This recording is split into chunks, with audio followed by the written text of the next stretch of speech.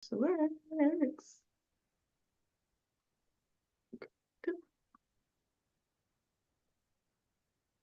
I wanted to do that.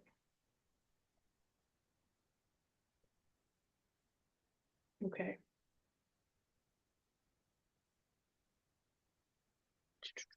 Yeah. Yes. I just kind of hate that you can't. It's whatever. All right, let me tweet this out. The content of this meeting is being sent to a third party.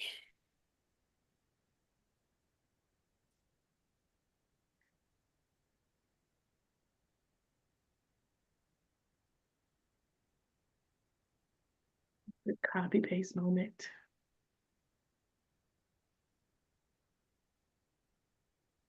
Oh, dear God, no.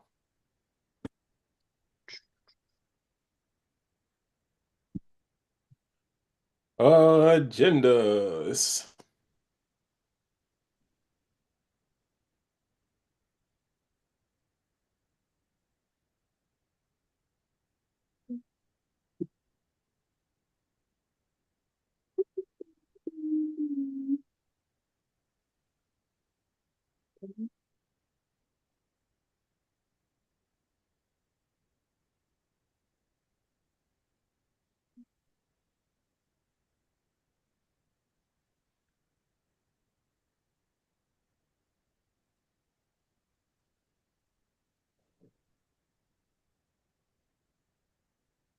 Did you have a specific topic you wanted to talk about first, or or is this list not in order?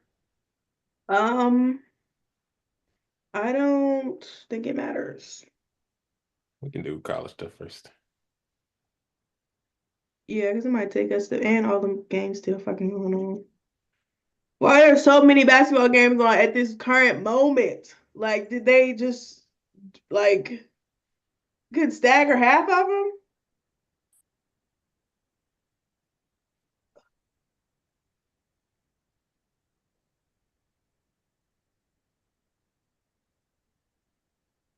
I need to see if Tennessee would embarrass me. Oh, I keep sticking beside them. Are we good? Oh yeah, you go ahead. Hello, and welcome to another episode of Pull Up 3. I am Paragon Don. I'm Jemay. And I'm Jay Trent. Damn, I should change my name. Yeah. So today, of course, we'll be going over college things, Women's Coach of the Year, some of our games that happened last week or kind of this week, last week. Um, we're going to be discussing some WNBA stuff, in particular expansion and how that looks with the current landscape. Uh, Jay introduced an interesting question that we can probably talk about that first. Actually, how many teams do we think can win a Well, no, I national think we should. championship? I think Oh, we should talk wait, about no, the not. Yeah, no, we got to talk about like these that has to games be first. like kind of last before we talk about Yeah, stuff. yeah. We Okay. got. Y'all missed our very hilarious chat dialogue. We can't repeat it because it was already funny, but you know, just know we were cracking up. Okay. Well, let's do women's basketball coach of the year. Start So, the games, John. Like, what are you doing, big dog? oh, but I'm reading the prompt. My bad. Let's start with the games then. UCLA and USC. Actually, we can talk about that first because that was a wonderful, wonderful game to watch. Um, what that game reminded me of, or we talked about this before, but I'm bringing this up again. When Chris Webber told LeBron get on the bus, LeBron come to the game, LeBron warm up, whatever. That's basically what Juju did. Like she did everything on the court that was essential for her to win. My thing before that game was that they cannot win if Juju does not play well. Um, and if like Kiki doesn't play well, and Kiki kind of struggled for a good amount of that game. But when she got it together around the fourth quarter, that's when they really started to pull away. And I think that's just one of those things where like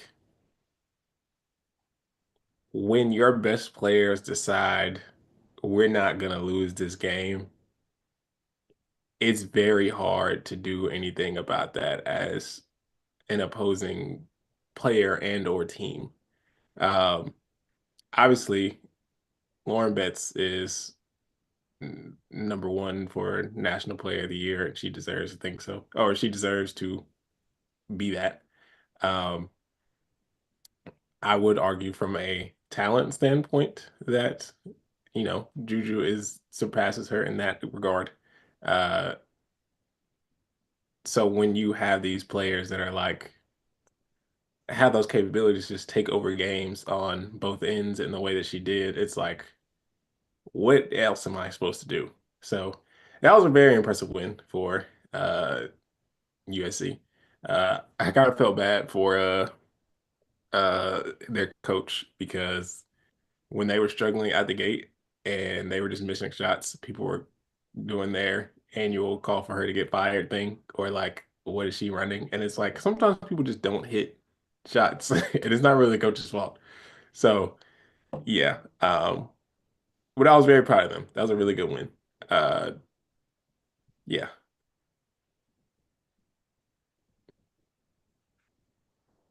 You want to go, Jay? Yeah, I will.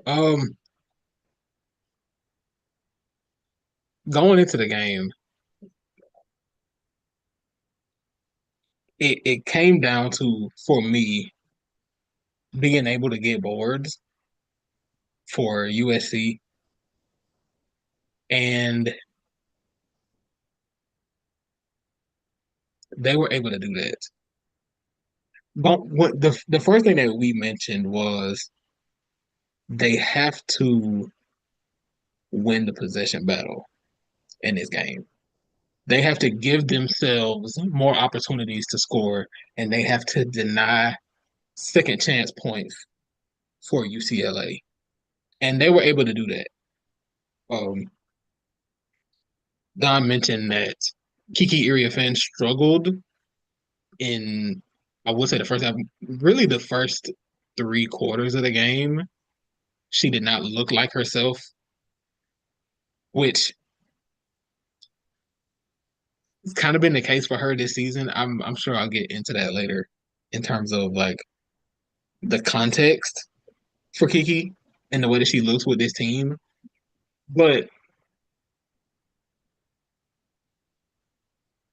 down the stretch in the fourth quarter, when they needed her to get a board, when they needed her to be in the post, get a stick back, get an offensive rebound, she was doing the small things that allow her to get a little bit more comfortable, and then she could get out on a fast break and get a bucket.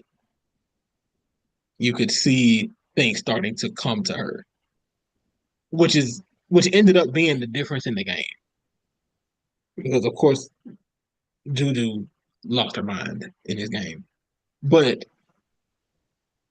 one player does not win a game against a team like UCLA, where we talked about it would be a struggle for USC if UCLA had their shooters going, which at the beginning of the game it looked like they did.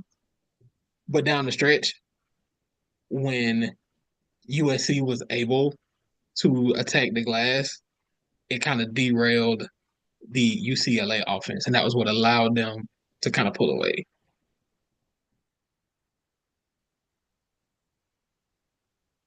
Real quick, I just want to say to the Kiki point, I'm looking at the play-by-play, and to highlight the fact that she struggled in the first 3 quarters. She was 1 for 2 in the first quarter. So she made one shot and she missed a shot. In the second quarter, she was 0 for 5. In the third, she was 0 for 2. So by this point in the third, she had only made one shot and she has missed 8 of them. And then by the fourth, she was 3 for 5, and damn near all of them were clutch buckets. Like I she already ran the said. floor, she defended. Like they were very, very obviously all the fourth quarter is important, but like those are very came down to the wire shots.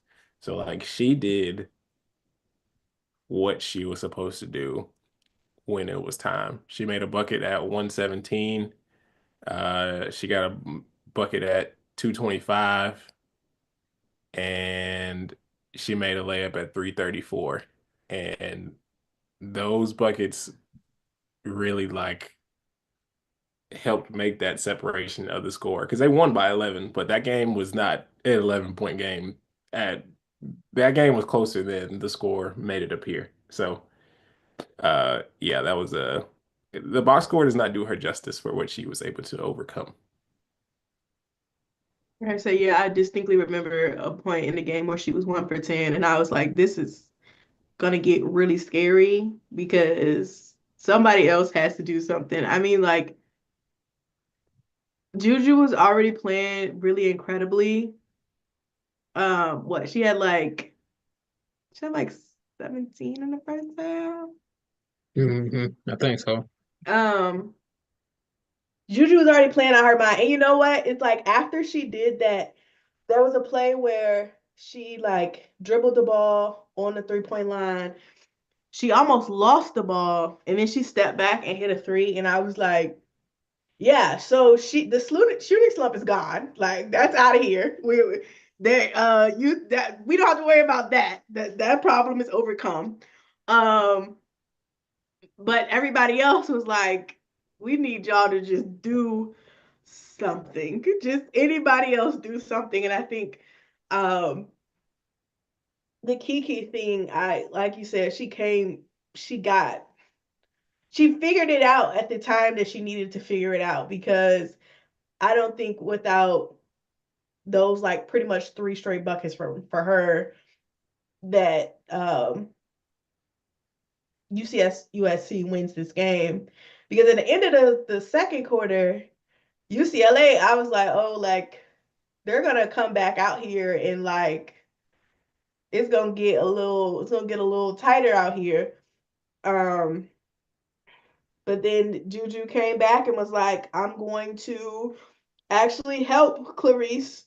I cannot pronounce her last name, but she was playing defense on Lauren Betts so well. And again, Lauren Betts to me is still like I think this performance gives Juju kind of like she can now enter the conversation seriously for National Player of the Year. But Lauren Betts is still like my very she's still my player of the year. Like I still wouldn't pick anybody over her. Despite her being like she had 18 and 13, an inefficient 18 and 13. Like that's still crazy. Like I don't she hits what 3 more of those shots and UCLA wins this game. Like I don't, I can't take anything from her. But um USC really like locked down on defense. Kennedy Smith was defending Kiki Rice for her life. Um And I too think that down the stretch because like really became a thing because um like we talked about last year, UCLA they get down there and them guards start doing whatever they want, they start looking crazy. Um and she really could like it was kind of at the point where Kiki didn't even look like she could do whatever she wanted. Like she was like trying to draw contact and she got to the foul line a few times, but it was like she really couldn't do too much with against Kennedy Smith. So I think it was a really, really good win for USC. A really strong team effort despite Juju having almost 40 points. And nobody else besides Kiki Iriafame having double digits. I still would say that like everybody did what they needed to do. Like Rhea Marshall didn't play a lot of minutes, but every time she got in that game, she gave Lauren Betts a good foul. So you gotta wear people down sometimes. Like everybody kind of had to play their role. So I I I think they did. I don't know. I think they played really well. I can't really say enough about them actually going out there and like trying to execute the game plan and just really locking in. And I think that's the fun thing about USC is that like when it gets down to it, um, I don't know about like what happens in the last like 5 minutes of a basketball game, but it feels like they constantly play their best basketball in those last 5 minutes. And it's like y'all could have did this maybe a little earlier, but you know, it works out for them. They've only lost 2 games, but yeah, I think they looked really well, really good. Ugly wins are still wins. Also, Kennedy Smith just deciding to take on that defensive responsibility despite having a rough game offensively. She was only 1 for 8, ended up with 4 points, but she owned the Kiki Rice assignment. Like you could tell that she took a lot of pride in that on that end of the floor, and that ended up being a difference maker. Also, the post defense against Lauren Betts for her to end up going 5 for 13 from the field. I mean, you you did a great job. Of course, she was able to get to the line that she's wanted to do, but that's fine. I also want to say Juju having 8 blocks is ridiculous. She had more blocks by herself than UCLA had as a team. Um, like I don't. That's just another one of those things you can't teach. Like Juju is tall. That is a tall guard.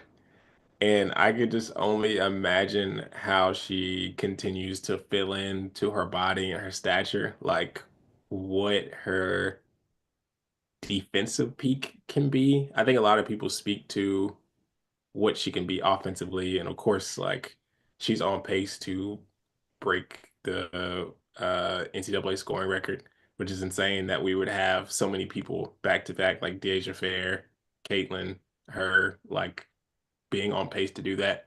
Um, but defensively, I I don't know what her limit is. Like she has all the tools to be successful on that end. And I think that's harder to I think defense is harder to teach than offense. So that's going to be interesting to see how that ends up coming up, like what she ends up doing. I Because I think. think, Oh, say it again.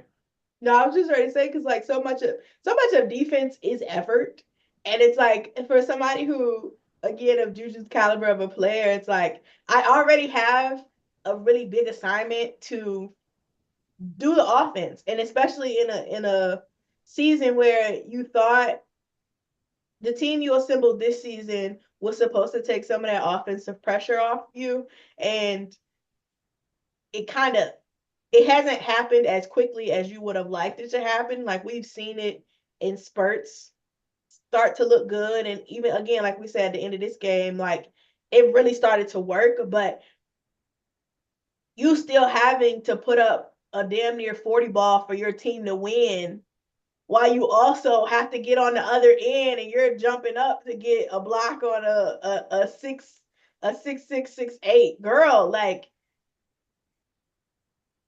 that honestly, like to me shows just like how much she genuinely cares about like winning and just doing whatever her team needs her to do. And that's like a lot to carry. I like that's really a lot to carry, and I think she's like you almost can't even like I don't know. I don't really know how to explain it because generational talent, I don't even know if that like does enough. Just to like Like genuinely, like especially just what we look at what she did in year one, like USC was not supposed to be good. Like frankly, they were not supposed to be good. Like it was Juju and the Jewets, like dead ass. And they were not like they weren't supposed to be good. And it's like she somehow elevated everybody around her. Like they were almost in a perfect position. And what they went to the Elite Eight. Like you go to the Elite Eight when your main score, like with Juju just being your main score again, like everybody play their roles, but like to make that run like that, and then you come back in year two and you think, okay, like it's supposed to get a little bit easier this year. We got the #1 recruiting class. We got these high, highly ranked transfers out the portal, and you still have to play your best basketball. Like it's really no like night off. It's at least particularly against the top teams. So I don't know. It's incredible to watch. Like I swear, I feel like I don't ever really remember basketball games, but I would be beyond shocked if I don't remember that performance. Like y'all, I don't think y'all understand the way. Like when she shot that fucking step back three after she almost lost the ball, I was like, that is like etched in my brain on repeat. Like every time I Keeping think the about Juju, keeping that's the like dribble popping up. keeping the dribble through all of that is And yeah, like wanting to yeah. foul, not getting it, and she was like, "Fuck it, I'm gonna shoot it." Like I was like, "This is crazy." Like if they had lost that game, I honestly would have been devastated for her just off of that play, because that's insane. Like that's just it's insane. Like I don't know, but then again, so for her to like play that well offensively in the first half, and then to come out in the second half and do, I mean, again, USC was defending UCLA really well. But to like take you, like she took that to the next step, and I don't know, having to be what 19, 20 to carry a team like that. I don't know, man. I think she's 19.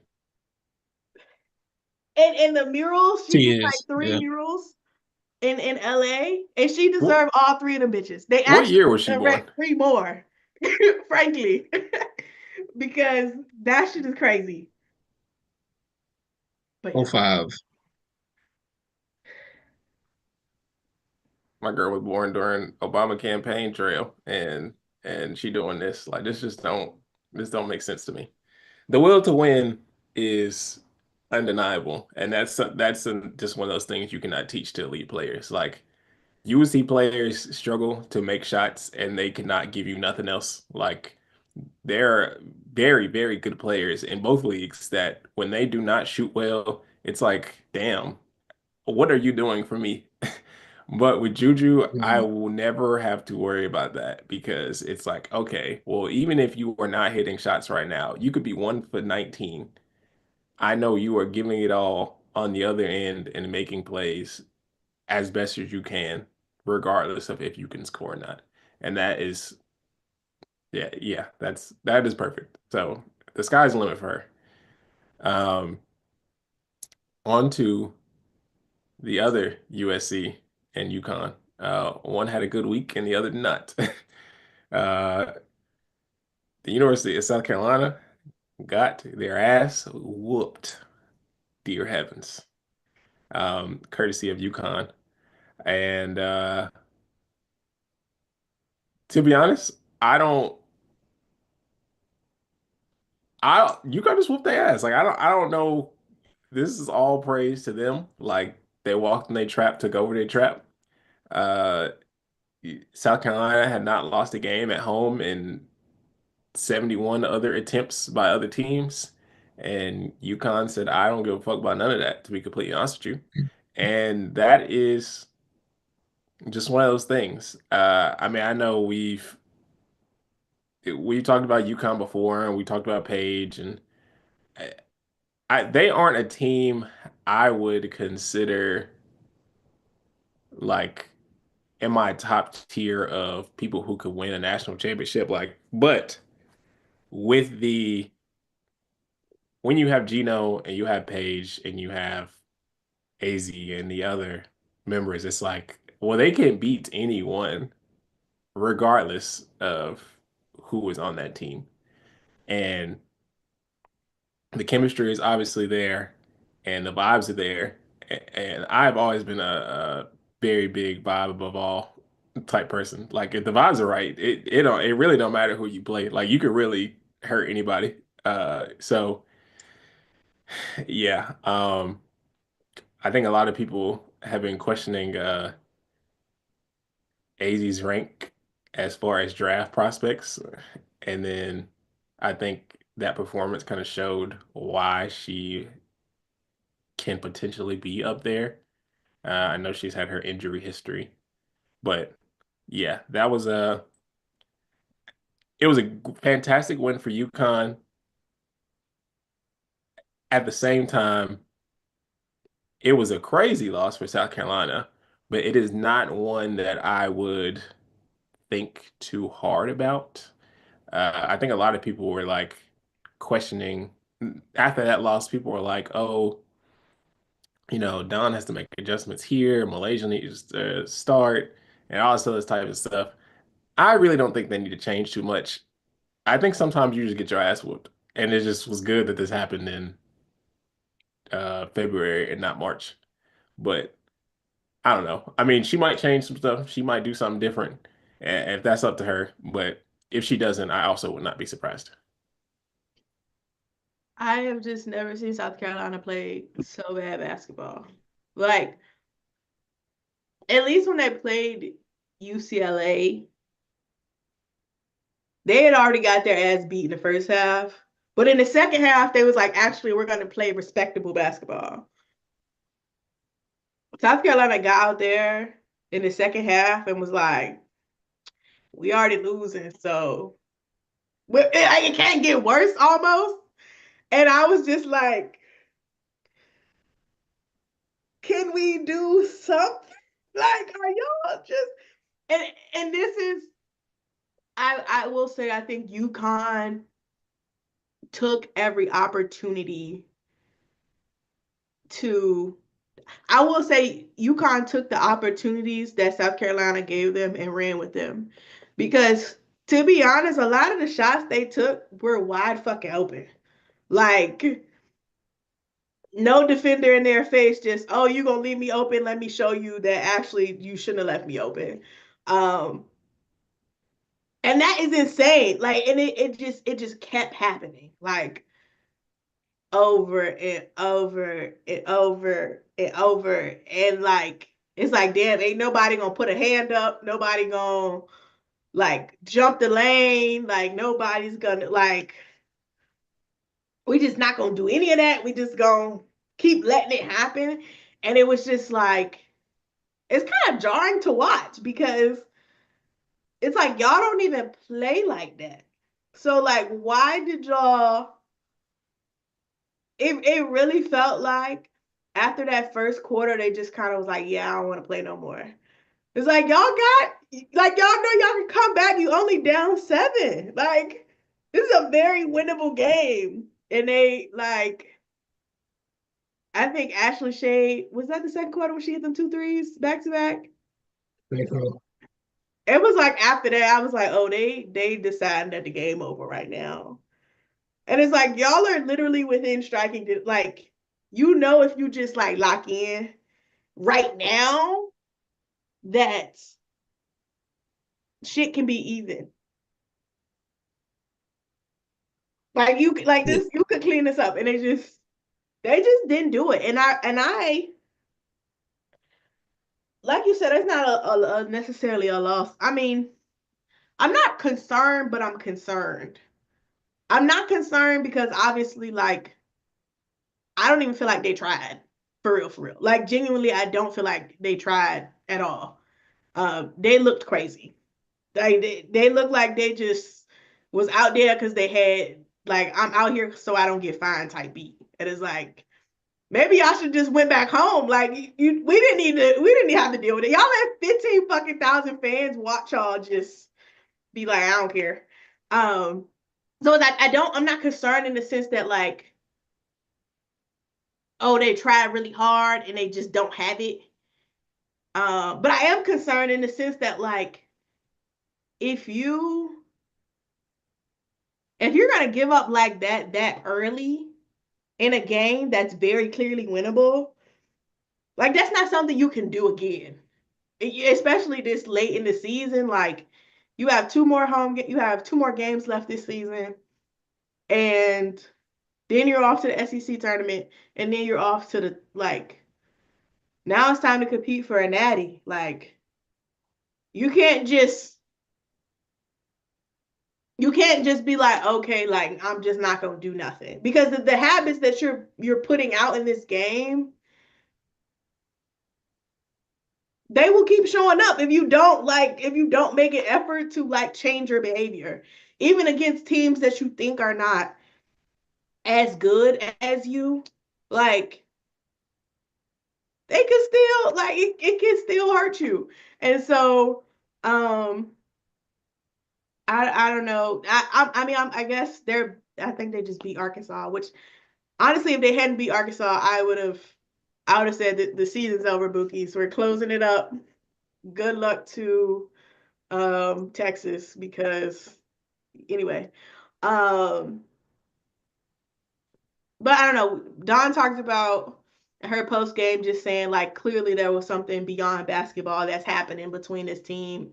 And they just had to like sit down and like talk about it. And to just kind of work through it. And I'm hoping that's the case. Like obviously I still believe in them. I still believe in them. I like, because again, I didn't watch this game and be like, oh well, Tahina Pau had a bad shooting night, so they can never overcome this. Like it's, I don't know. It doesn't feel like something they can't overcome, but it's like you gotta lock in and stop letting people punch you in the mouth first. Like that energy that you had after the first UCLA loss, after that loss against UCLA, like if that fire shows back up, I cannot bet against them. But I just feel like they haven't really had that. And obviously it showed against UConn. It showed against Texas. Um, and if it didn't feel like LSU was like somebody that I feel like they get up for as a team, I feel like it showed a little bit there too. So I don't know. We'll see how the rest of the season plays out. I think their next game is against Kentucky. And if they don't beat Kentucky, then I'll know something. I'll know something.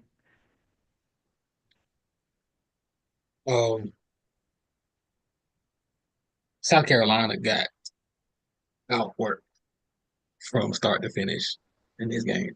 Like, so I'm looking, 29 rebounds, 29 rebounds as a team. Nobody had more than 5 rebounds individually. UConn has 48 rebounds. Like, y'all just mailed it in. Like y'all got outworked, out hustled, all of that. UConn took more shots.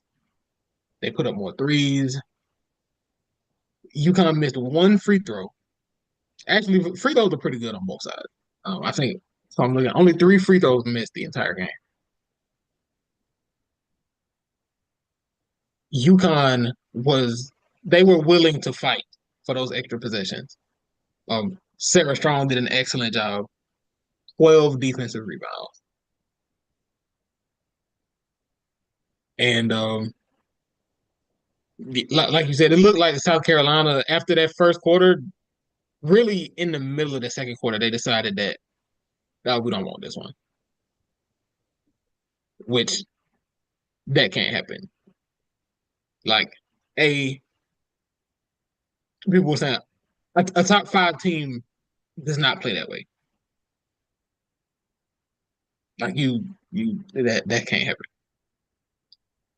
I can't say I'm worried about them. Like I do think that they're just that good and they'll be fine. But that's a tough performance. And I think did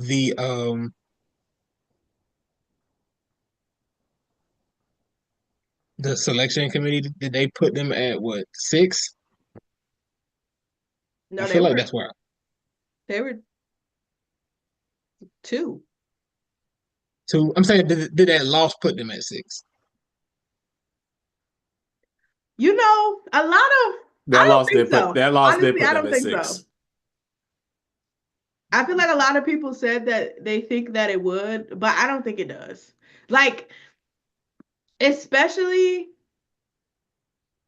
if they beat Kentucky, it's like your 3 losses of the season are against Texas, which you split with, Mm. UCLA, who was the #1 team in the country until this week, and then a blowout by UConn, which I don't know. Like it's especially given how they played. Like I feel like if South Carolina, it would. I feel like if it was a battle of like like this was close till the end, then I might be like, oh well, UConn is a team that. Well, South Carolina is not a team that as strong as we think they are. But they got a blowout. They blew them out, and it was like very clearly y'all just didn't like show up to work. Um, and so it's like to me, I just don't feel like um it really matters. You know, Yeah, it's like if I if guess. they go through and lose the next 3 games, then I might be like, yeah, y'all better hope they let y'all be a 3 seed because they're gonna say something happened in the beginning. It was a fucking fluke up until this point. But I mean, they win the rest of their games. I don't see how I genuinely don't see how you could be like, oh well, y'all are a 2 seed now. Because let's think about the teams who gonna be in front of them. Texas maybe, and which even Texas jumping them is not something I'm really still even sold Oh, on. yeah, I'm gonna get to that because I agree with you. But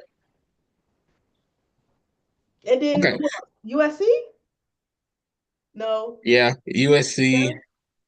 It'll probably be USC, Texas, Notre Dame.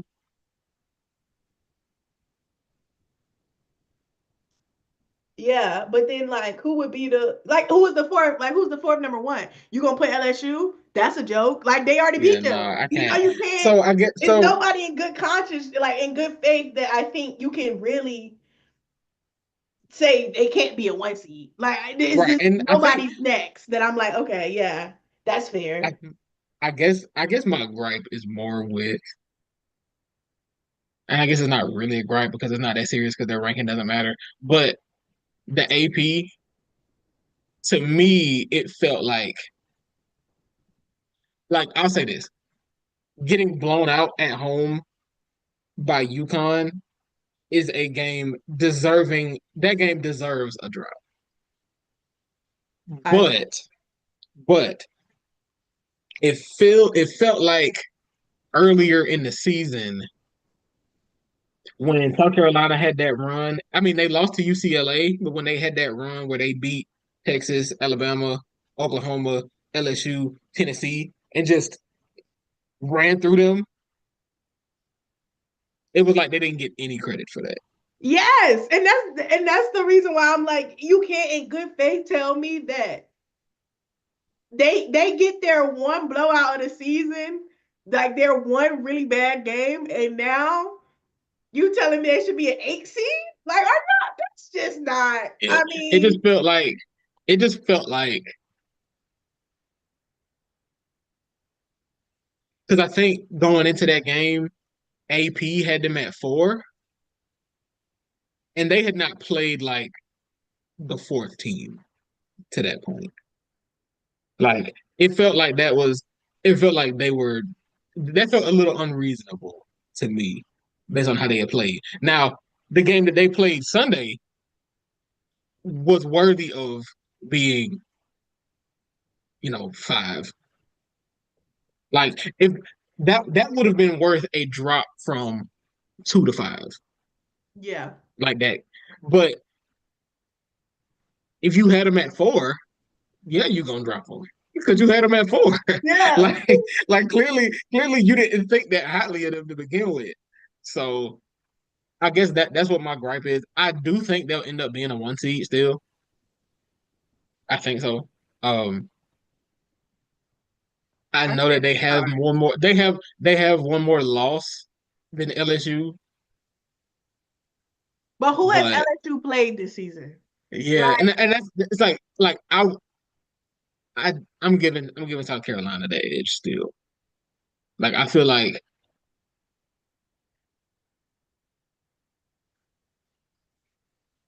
I mean I have to see how the rest of the season plays out, but I don't see. I think they end the season as a 1 seed still. What this conversation reminds me of is we talked about this during W season too. I feel like people have a stronger bias towards the second half of seasons. yeah. Like if you did something like crazy good in the first half and then you teetered off a little bit, people are really quick to be like, well, you weren't as good as we thought.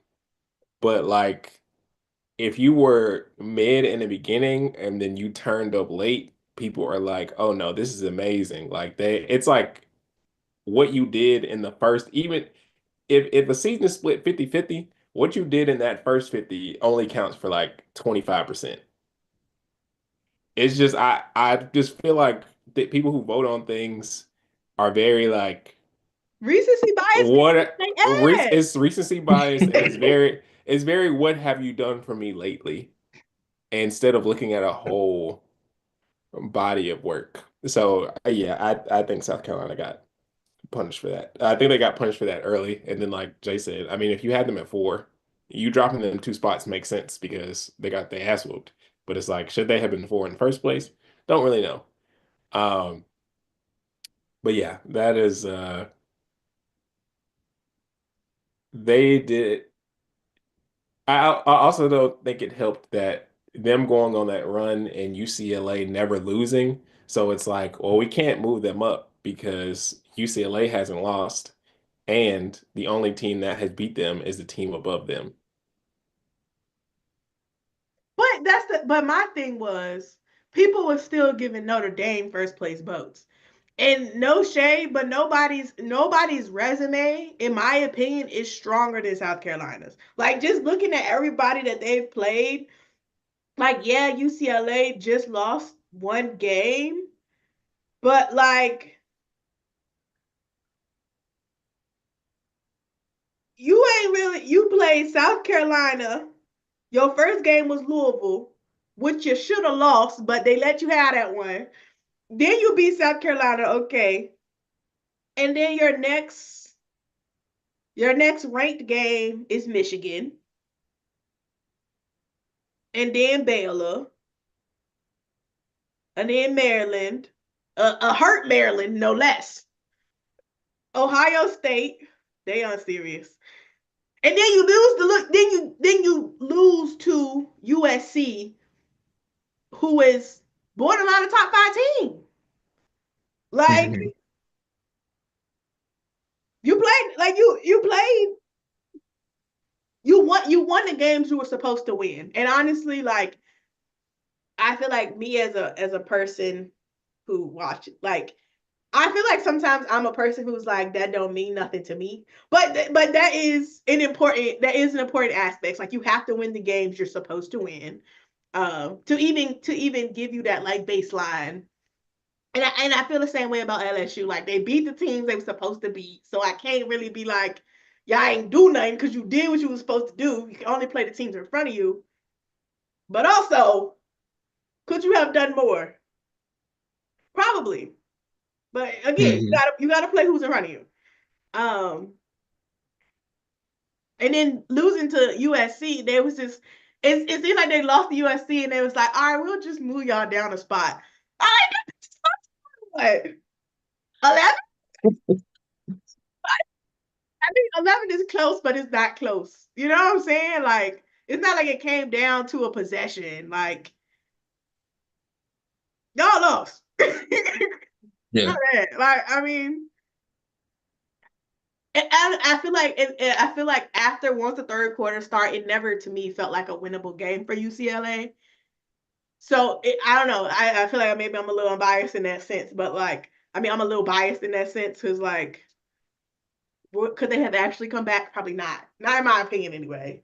Just the way the USC is playing. But again, like they did what they're supposed to do. So being a fall into three. What really got me though is they still got first place votes. But like you lost to USC and then you played Michigan. And by the way, y'all hold Michigan, but we're not gonna get into that. Michigan State, not Michigan State. Y'all hold Michigan State. Because y'all almost didn't win, but you didn't have Lauren Betts, so I'm gonna let you have it. But they almost beat y'all ass. And anyway, yeah, I don't understand AP rankings sometimes. Like, there's no reason Texas should have took no jump like that. Anyway, off my soapbox. Yeah. Yeah. I mean, I understand they want to credit Texas for having, a big win like that. And I don't want this to be like a knock on Texas because they've had a great season. So it's just I don't know. I don't it's believe in them still, but continue. I mean I should. But we'll see. We'll see. We'll see. So in terms of UConn, really quick, 28 points on 50% shooting for Azzi Fudd in this game. When she started 2 for 7, we have to include that. That lady was bad in the first half. And she flipped the switch. I remember who I was, because somebody, I think it was my cousin, texted me. He said, "Are you watching the game?" I said, "AZ can't miss." I don't know what happened. AZ can't miss. She started 2 for 7, ended the game 11 for 22. She found it. And sometimes shooters kind of do this thing where you kind of have to, you got to have short-term memory as a shooter. Because you're like, they gonna need me to hit this next one. And that was what happened. I mean, she really got going. And I mean, it was a complete game from them. I know the Paige Bueckers stat line isn't gaudy, but I thought she was great in that game, especially defensively. Sarah Strong,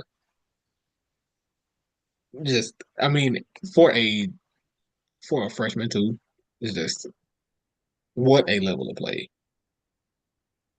Paige is another one of those players that I feel like just does whatever she needs to do to win. Like, it's not really about like, oh, I didn't score, so it's not really much that I could offer. Like, she'll get a board, she'll pass, she's gonna play defense, and I think that's gonna be one of her more valuable assets when she gets drafted.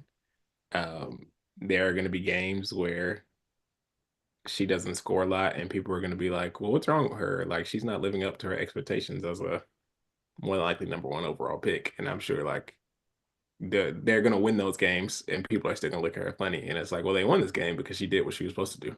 Like, she might be 3 for 9, but like she did exactly what the thing that she needs to do.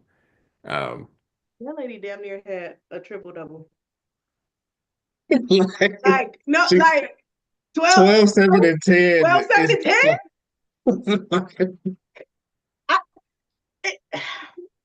The conversation about Paige is always so funny to me. I didn't say I was ever a Paige hater, but I wasn't a believer for a long time. And I think mostly because I watched her in one tournament and they ended up losing. Like, the first time I watched her play was in a March Madness tournament and they ended up losing. I think they played South Carolina. Either way, But like obviously over the last season and like even coming into this season, Paige just plays such like the IQ is there. Like somebody who just knows what to do when to do it is just there. Like I don't give a fuck that she shot 3 for 12. Like that that does not move me in the slightest. Like I don't care. I don't care. Um because she's another player who, she's not putting up the Juju numbers offensively, but like she playing both sides of the ball. She doing what she got to do to elevate the people around her. And I think like she plays so much better when she can just kind of play free and just kind of do whatever she, just do what she do and not be so like pressured to score. And I think we saw that. Like Azzi the hot hand, y'all ain't gotta worry about me. Somebody else got it. And I think like damn near triple double. I don't know. I can't do the Paige hating. She might have gotten her All American spot back. I might have to let her have it now. Okay, so do we want to talk about the coaches first? I just want to say very quickly that Ohio State is so fucking unserious, bro. And that's it. All I'm gonna say is they are so unserious. They just lost to Indiana, so they're not a serious Oh, organization. yeah. Wake beat SMU. SMU is also not a serious organization. Oh my God, bro. I had to shout out my city. What is that? That's just rip to SMU, man. They was doing so well. That fucking pit loss broke their brain. No funny shit. Like it broke them. They have to come back next year. I don't know how they're gonna fix it, but they gotta come back next year. So, uh, the coach of the year candidates. Actually, I'm just gonna share this because I feel like I'm gonna end up butchering somebody's name. And Oh, also, yeah, why you pull that up? Duke is also unserious. Um, and I have to, you know what? I have to give Louisville their ones because they was looking real crazy. And then randomly they decided to be a very serious basketball team. So I'm gonna let them have that. all right, so one of the first things I noticed is that there are a lot of SEC teams here. I think this. I 6. mean, we talk about this often, but I think that just speaks to the fact that they are kind of far and away the best conference. Um, I mean, Gino is always going to be in the running for this because don't nobody in the Big East to really compare. Um, you have two Big 12 teams, three Big 10 teams, three ACC teams, and the rest are ACC teams. You have South Carolina, Texas, Vanderbilt, LSU, Tennessee, Kentucky. I guess my question is more so, I feel like in most sports, uh, outside of like when teams go undefeated, um, the Coach of the Year award is the team that exceeded expectations award. Um, are you all following that guideline for this, or do you Yes, feel as the okay? actually, I have a very strong Kim Caldwell. You need to come on down. Kim Caldwell, come on down. Kim Caldwell, come on down. Okay, because Tennessee was on a nasty run. Okay, they were not good. And they about to host the NCAA tournament. Something I don't think they did last season. Like is like I get the teams are winning,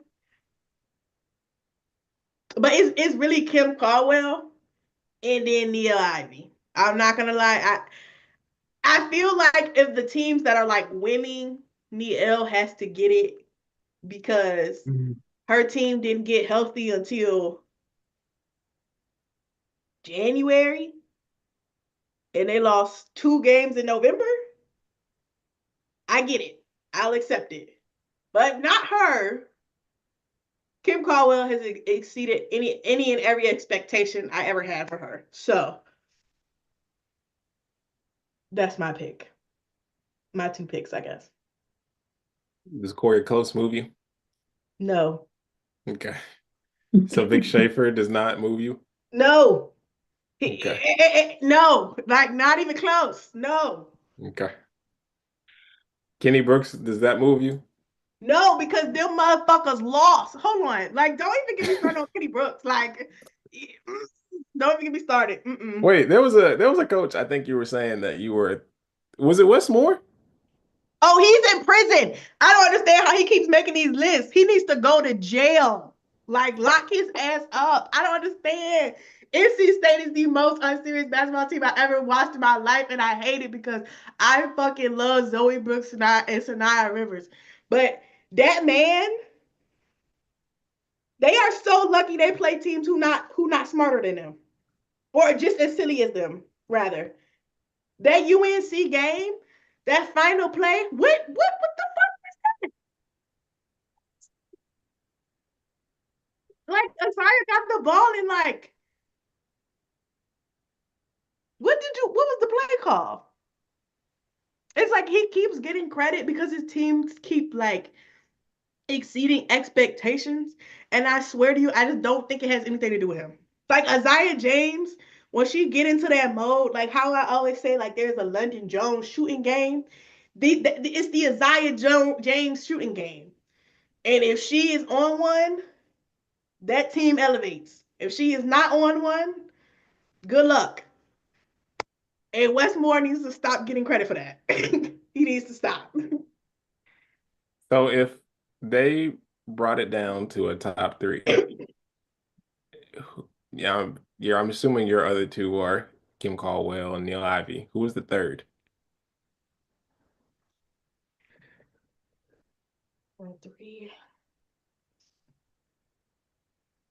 I might go. I might go Jeff Mittie, the Kansas State coach. I might go with him because I think, despite them losing recently to West Virginia, JJ Quigley 757 stand up. Despite them losing recently, I think he's kept them together pretty well, especially with a Yoka Lee been out for this stretch. They've still been winning. So he might be my 3. He might be my 3 actually. I could give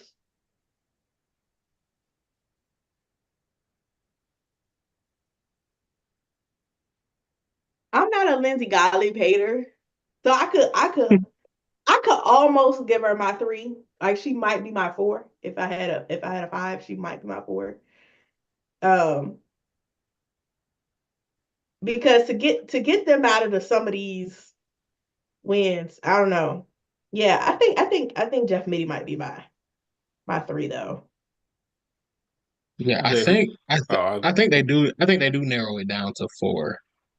At the end of March, I think they'll narrow it down to 4. Um, I'm leaning Niele Ivey right now, and main reason being the injury issues for Notre Dame that they had early on in the season. They're healthy now, and now people are giving them first place votes, which fine. Their backcourt has been excellent. They've played really well as of late. I don't want to take anything from them. So as of now, that's I would give it to Niele Ivey. Okay. This is like I'm looking at this. This is difficult. It's like for most of the people up here though, I could see why they would. I can understand their case.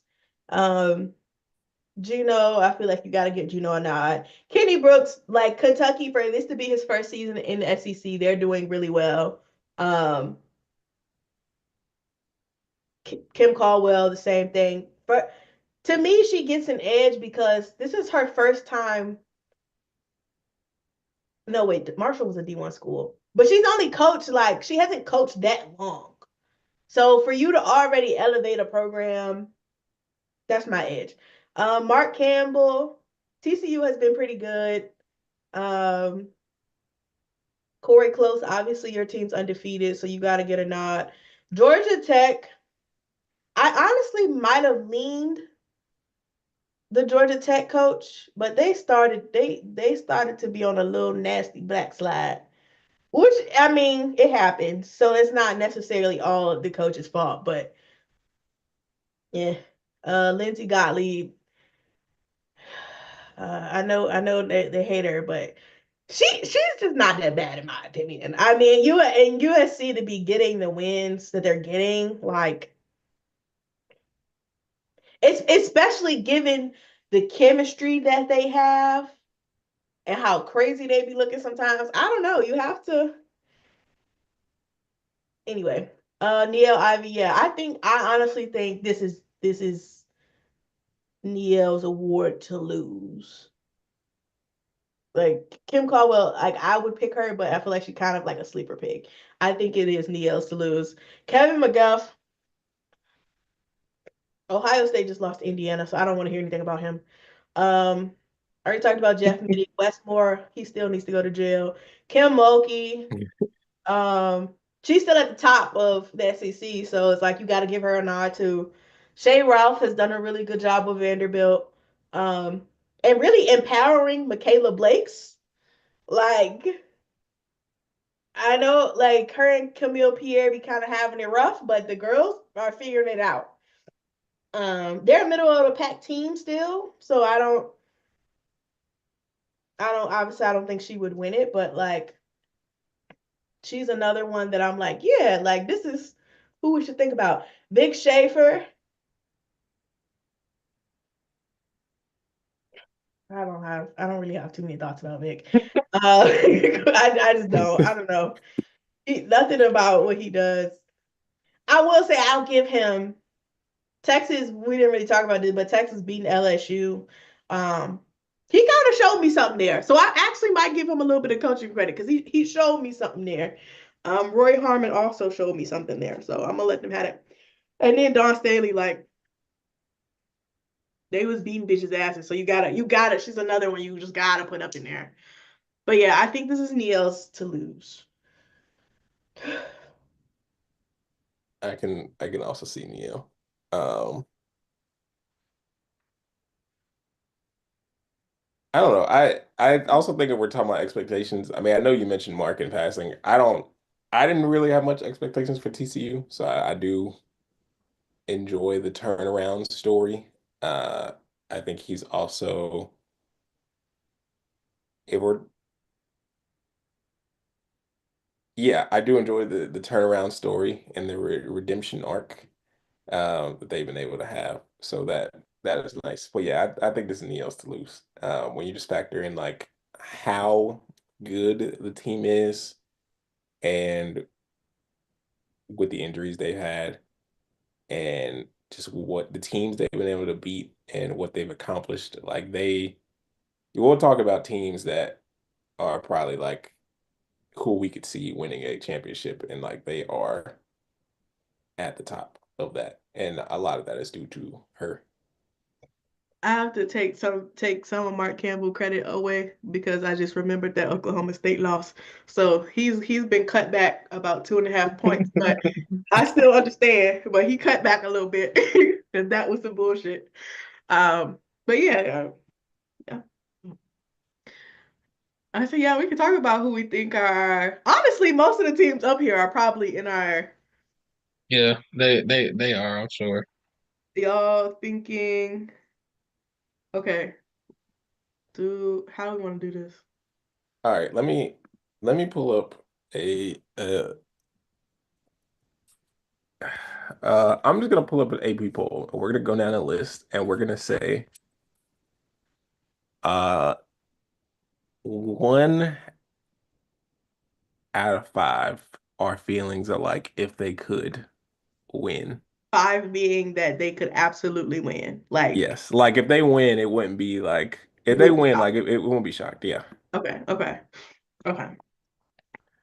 All right. So first we have Notre Dame. Uh, Notre Dame to me is Notre Dame to me is a 5. I mean, if they won, I wouldn't be terribly surprised. You got the best backcourt in the country. You have arguably the coach of the year. You have a really solid team. You know, Sonya Citron, they're healthy. She's the top 5 pick, arguably. Like this is a really well put together team, and uh it's showing now more than ever. I know we just discussed people giving you more credit for the back half of the season than the first half, but like Jemay said, I mean they lost day 2 in November, and now we're 2, 3 months later, and they won a lot of games. So I can't really hold that against them for too long. I give Notre Dame a 5. I give them a 5. Yeah. Notre Dame is a 5 for me. Texas is a 4. Maybe a 3.5. If they won, I would like it wouldn't be like the craziest thing, but I'll also like if I went to sleep in March and I woke up in April and a nigga was like, yeah, Texas won it all, I'd be like, what happened? Like it wouldn't be like on no like no way type shit, but it'd be like, what happened? Like Hold on, let me. That top 16, that early release they put out, I tweeted about it. I'm up. I literally just don't believe in Texas, honestly. I should. I feel like they've done enough to this point where it's like I feel like I should believe in them.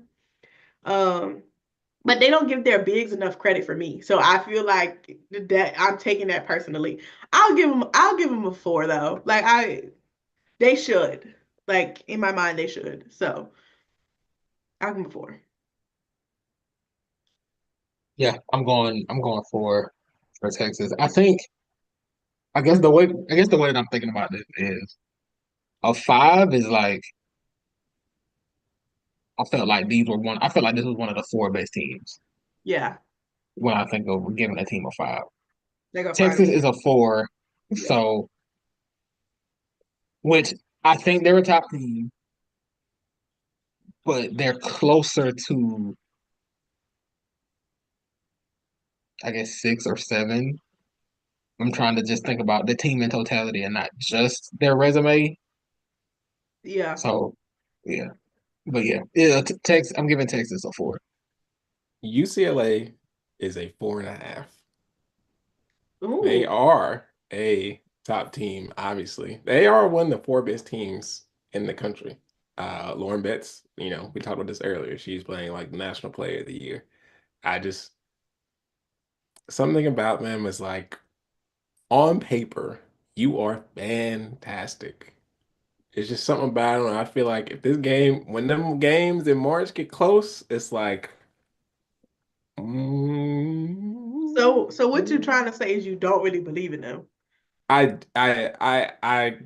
it might be that. It's Okay. like Just yeah, just say that. It's I cool. don't You have a don't reason to not, so I can't give you anything lower than a 4, but I I mean, cannot you give can you be a a hater, complete bro. 5. Like it's fine. You don't believe in them. You don't believe in them. Fuck it. Like Okay, it's 4.5.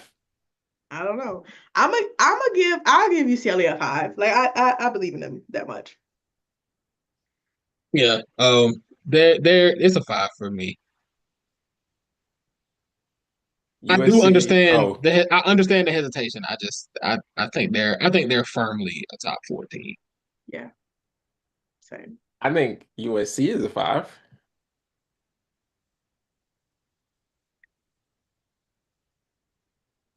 USC is I want them to be a 5, but they feel like a 4. They I'm gonna give them a 4. I'm gonna give them a 4. Like I feel like they should be a 5, but they're just it's something there that's not. I'm gonna give them a 4. It feel like something missing. It's like, yeah, y'all are really good. Just feel like something a little off. It's just like, are you locked in? And it's like I don't know if you really locked in. Like I just because I think their problem in the Elite Eight last year when they played UConn is that obviously when the tournament comes, motherfuckers be playing their best basketball. And if USC as a team is playing their best basketball, they can be a 5. But they start looking shaky the way they be looking shaky lately, or at least if their chemistry issues are not somewhat fixed by then, they might be kind of cooked.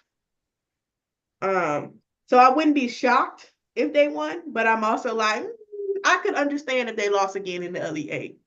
They shouldn't, but I would get it. So their highs are really high, but their lows are crazy. Their lows scare me. Like if they USC is in the bracket. So if the top 16 hold, if they give them the same thing, they're in the fucking bracket with Notre Dame, Kansas State, and Kentucky. Now, let's say they got a matchup with Kansas State and Ayoka Lee is playing. Ray Marshall is a good defender. But like what y'all gonna do with Serena Sundell? When Terrence Sides is knocking down threes, what are you going to do? Like no. Again, I think USC is a really good solid team. But I don't know. I'm concerned. I think they could beat them. Like honestly, I think they would have to get up to the Notre Dame USC. I would think they would get to that final spot. And maybe they could beat Notre Dame. But I guess if it's between them and Notre Dame, I don't think I give them the edge. I think I'm giving UConn a 4. Uh, UConn is another one of those teams where I think they are. I mean, I talked about this earlier. I think them niggas are built to beat anybody. Like they have the capacity to beat any team above them, below them, whatever. It's just how many of these teams are you going to beat in a row? And I don't know if I believe in their capacity to do that. Yeah, are you At gonna least to the go fullest for extent. USC, by the way? Kind of skipped him. Oh, Yeah. wait. Yeah.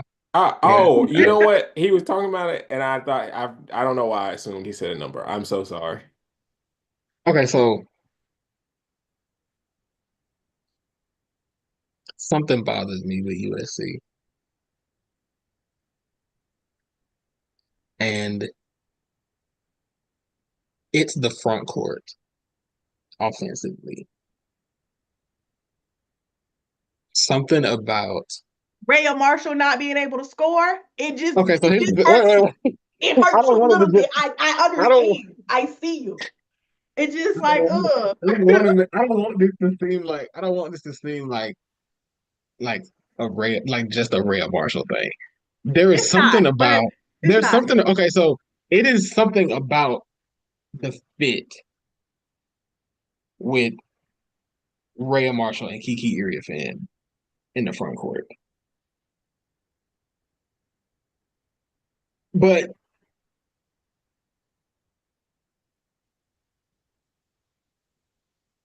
I I got to give I gotta give them a 4. I Damn, think y'all gonna so. make me change my number. See, okay, so no. So this was the thing. Earlier, I was saying if I think you're one of the 4 best teams, I got to give you a 5. And I guess USC is kind of on the border for me. They're like I don't know if they're fourth or fifth. If that makes sense. Mm-hmm. If they win the championship, I would not be surprised at all. Like I do think they're talented enough, and I think that they can figure it out in those clutch moments, the same way that they did in that UCLA game. I think that can happen. Yes. Yes. But for now, I'm gonna say four, and you can always change your mind. So Exactly. When you I, get new information, you can change your mind. that's right. That's right. Well, I already said my UConn number. What'd you say, 4? No, he said four. I'll give you kind of 4. Yeah, I'll give you a 4. No, they Hmm. feel like a 3.5. I ain't gonna lie. They feel like a 3.5 to me. A 3.5. Gotta do it to her. I hate it, but I gotta do it to him. I might have to give them a 3.5 because they cursed. I do be forgetting that. That that does Not letting up. Listen. that does factor in. There are otherworldly forces at play that keep preventing you from succeeding. That goes beyond basketball. Hey, look, basketball guys don't want you to win. It's not your year. I give him a 3.5. I'm going. I'm giving UConn a four. I don't think I'm gonna have 4 or 5s. I think I'm gonna end up with. I was But looking at that. I said, again, Notre Dame, UCLA. I'm not gonna have 5. It's no, I'm cooked. I'm not gonna have 4 or 5s. UCLA is a team where I'm like, yeah. And Notre Dame is the same way. UConn, I want to give them a 5. I want to give them a 5. I think they've been one of the 4 best teams. UConn, really?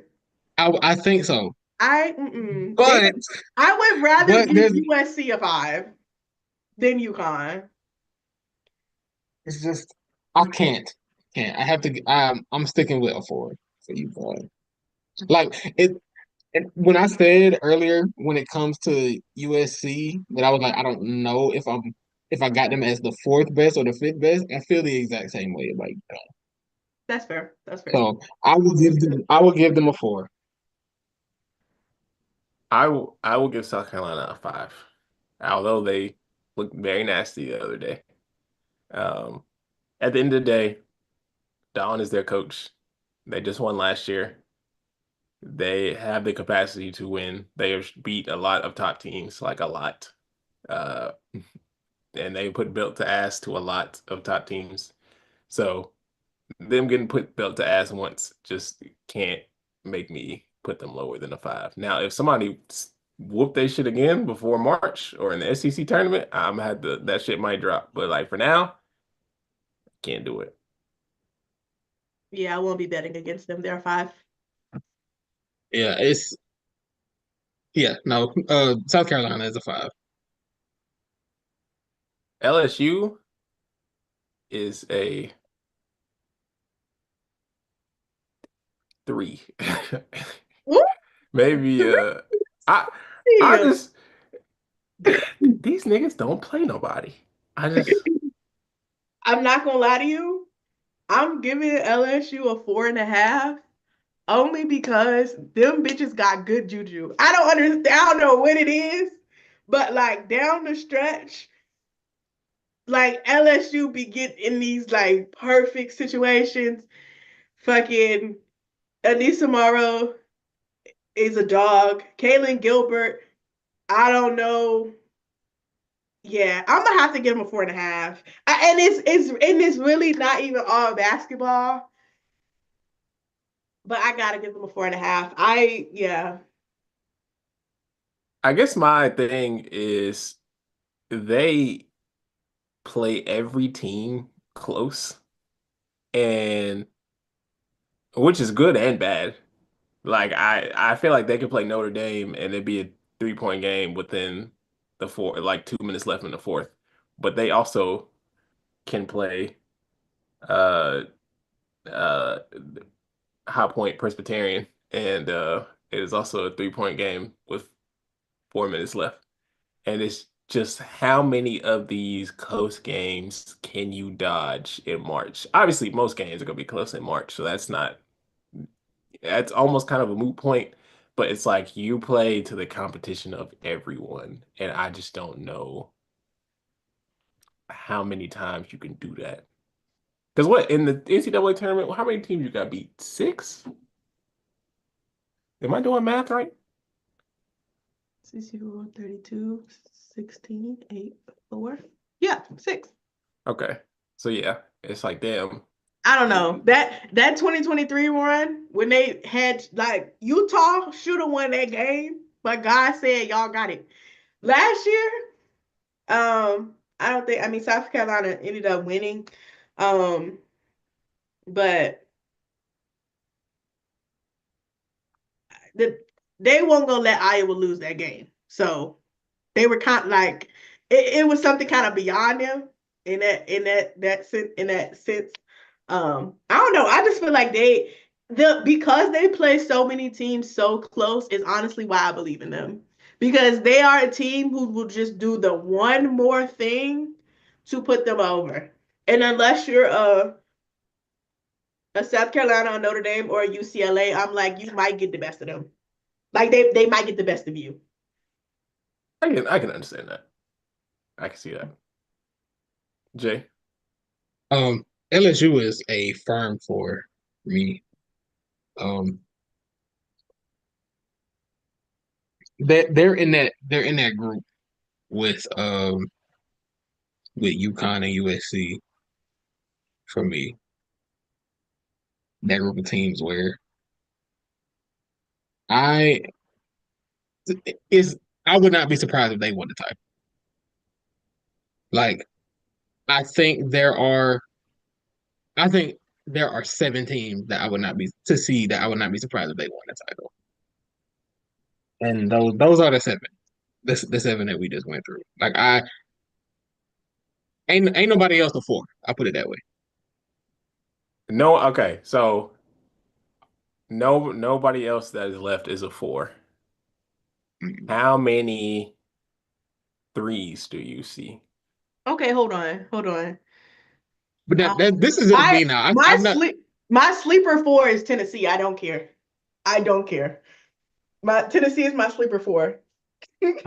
So when Ayoka Lee comes back, what is TCU? Kansas State, you Or mean? Kansas State, excuse me. They're another. I feel like they could be a 4. I'm not gonna lie, they could be another 4 for me. So Kansas State, I kind of have.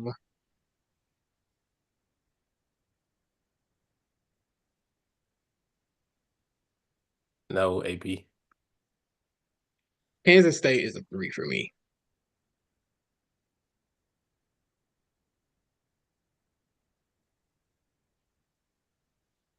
They're a 3 for me. I think.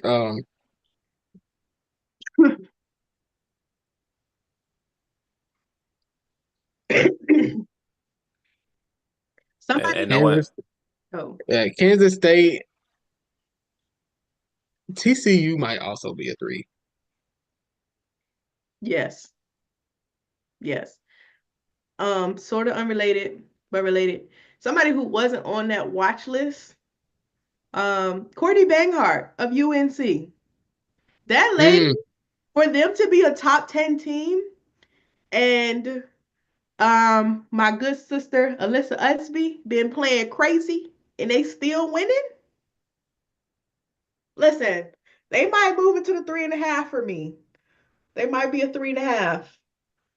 She might, and she should have been on that watch list instead of fucking Wes Moore. And she just beat his ass. So like, I don't like that's misogyny. I don't care. That's misogyny because that's insane.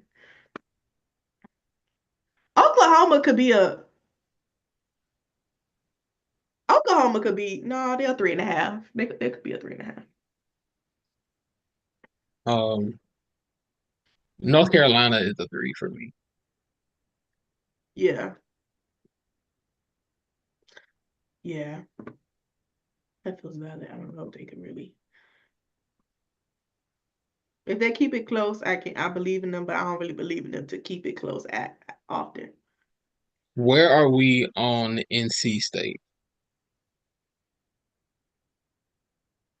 I would be completely shocked. And I do mean completely shocked. Hold on, let me go back. Hold on. They are in the bracket. They might be in the bracket with South Carolina, which also includes TCU and Oklahoma. I would be shocked if they made it to the Sweet 16. Mm, I would be yeah, shocked. it's gonna be it's gonna be kind of tough for them. So I'm looking on the NCAA.com right now that they got NC so they got South Carolina, NC State, and USC all in the same Girl, no ma'am. No ma'am. That is yeah. blasphemous. Yeah, they got so in this in this bracket, they got South Carolina as the 1 seed, USC as the 2 seed, and NC State as the 3 seed. Mm, damn. What is that what they got? Is South Carolina is the lowest 1 seed? Mm-hmm. Ooh. Oh. I don't think that's gonna happen, but like that's nasty. I don't That's either. I extremely don't either, gross. but Like Texas, like dead ass Texas literally should be the lowest 1 seed. mhm. Yeah, And how they keep I getting tend to beyond agree. this, I don't understand. I don't know how they keep doing it, but again, that's misogyny because what is Dick Schaefer doing that these other people are not? Like, no, there's no reason you should be over Niele. Absolutely not. Oh yeah, they got this. They got UCLA, Texas, Notre Dame, South Carolina as 1, 2, 3, 4, and then they got LSU, UConn, TCU, USC. People really believe in TCU. And I'm not saying you shouldn't believe in them, but they'd have some side-eye losses that I'm like, but then again, the next people after them are what? Kansas State. Then yeah, they got Duke. Well, they got Duke, UNC, Kentucky, NC State. Damn, all the Kentucky schools right there. They not go. That's not gonna stick because Duke done lost like twice. And Yeah, I don't think that sticks for Duke either. And then the last four is Tennessee, Kansas State, Ohio State, Oklahoma. yeah, Kansas State kind of low, but I get it. I get it. But I get it. Uh, yeah, okay. Yeah, for the it's in terms of like the three. When I if I'm giving a team a three, it's kind of a it depends on how the bracket check out. Yeah, see who y'all match up with. I don't know. Yeah, yeah. I gotta see who y'all playing. That's how I feel about LSU. Because I'm like, again, if I went to sleep in the beginning of March and I woke up in April and niggas was like LSU won it all, I'm like, who did they beat? I would like that would be my first question is like, who did their last two games? Who did they beat? Yeah, but I also understand why y'all would rank them higher. Um, if do y'all want to move to our last uh conversation of the day? Yes. Yeah, that works. Okay. Um, before we go to that, I just want to say thank you to everyone who has been in the chat. We appreciate y'all very much for joining in on us and conversing with us. I know we haven't got a chance to talk about that much, but Uzi, I love you too. Grant, thank you for talking. Everyone check out the group files and they get a chance. J and R on that sometimes. Um, as far as WNBA expansion, there's been a lot of talk. There have been a lot of teams that were throwing their hat in the ring as far as winning a team. There have been a lot of places that are getting teams over the next couple years. We have 13 teams starting in May. Well, 13 teams now technically, but we'll start our first season with 13 teams this year. And then by 2028, what is it, 18 teams? 17, 18?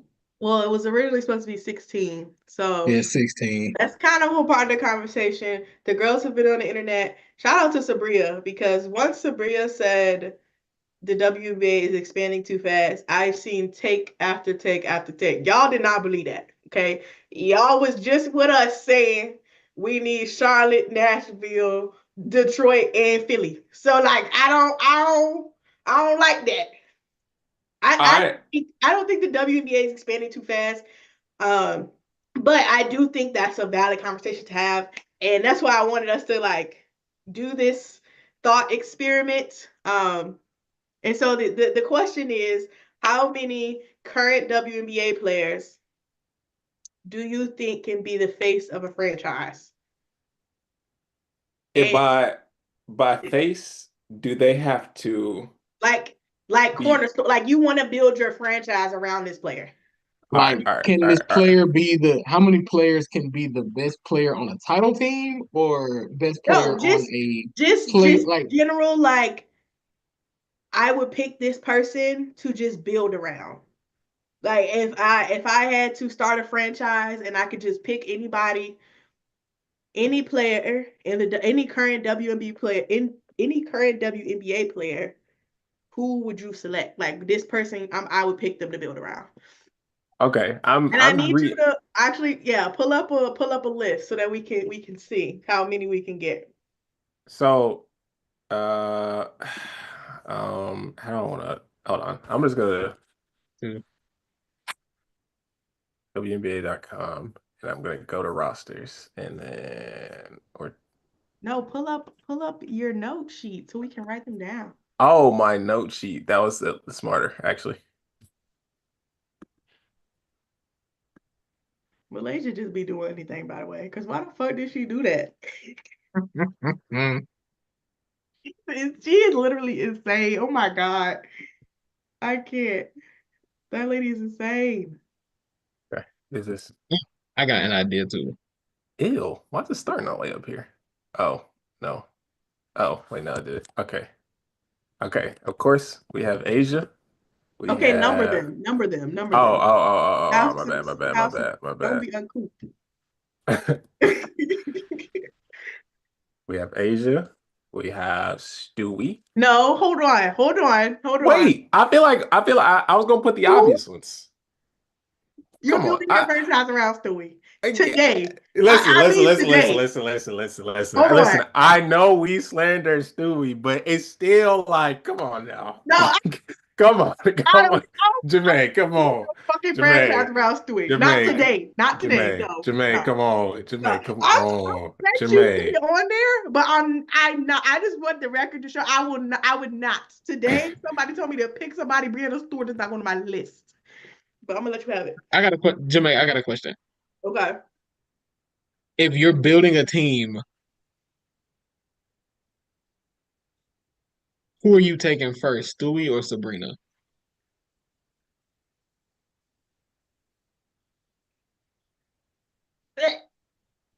I really don't want either one of them. I don't want either one of them.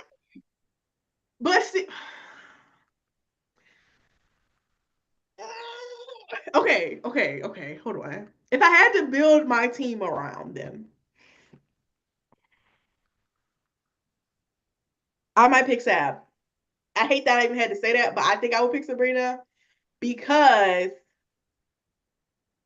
she's younger. And I've seen what her strengths are and who I can put around her to make her successful. Okay, I think that's fair. My counterpoint to that is if the things that she needs to be successful around her are Brianna Stewart and John Cole Jones, how often can you get that as a GM? Yeah, but who's to say that that's the case? That's just the Yeah, team that like they I have. mean, I, because Stewie stank. Like let's not all forget Stewie was terrible. They both needed each both Sabrina and Stewie needed each other. They was ass. They needed They needed Jay. John needed Paul John Jones. Quayle. Let's be clear. Okay. But I think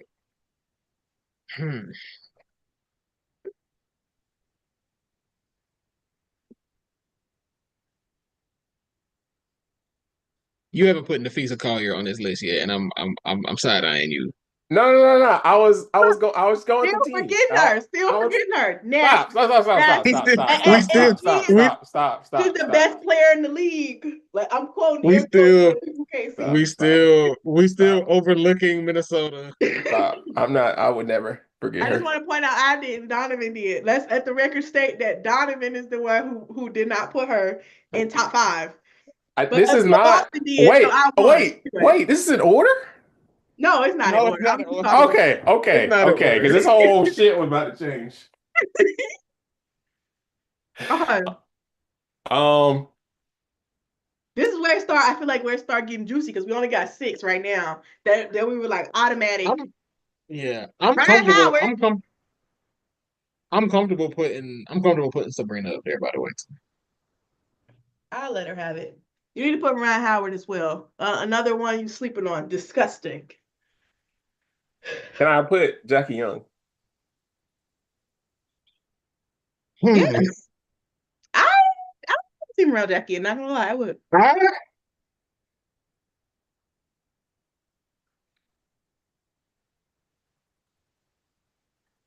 Yeah, I think I would. I'm going to say yes. See, I get okay. Just so we clear, these are players who can be the face of a playoff team. Is that how we're looking at it?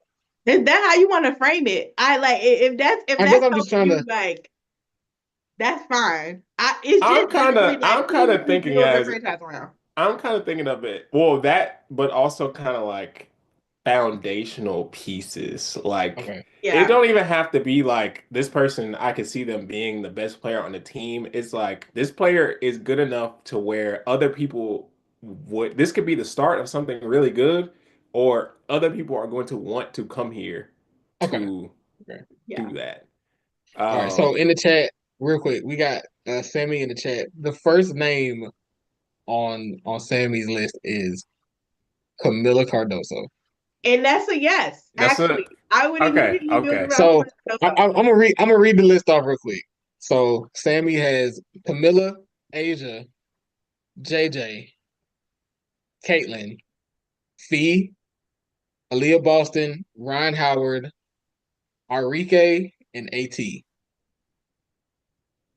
Okay. I also have to put Angel. Okay, so I was getting there because then I was getting there because listen. Because so what's next is not sure about Cam Brink, Aaliyah Edwards, Angel, and Rakia. I would put every single one of them. I'm not putting every single one of them. Rakia Jackson, yes. Cam Brink, I don't know about that. Okay, you know what? She did miss that. She's a foul merchant. Yeah, maybe that might be a little interesting. But the rest of them, I would consider that. I feel like Angel has to go over there. I mean, yeah, okay, yeah, Angel has to go on like there. Angel, not just because of like offense, because I think Angel is a good player. So let's just say that Angel is a good player, and she obviously can only get better.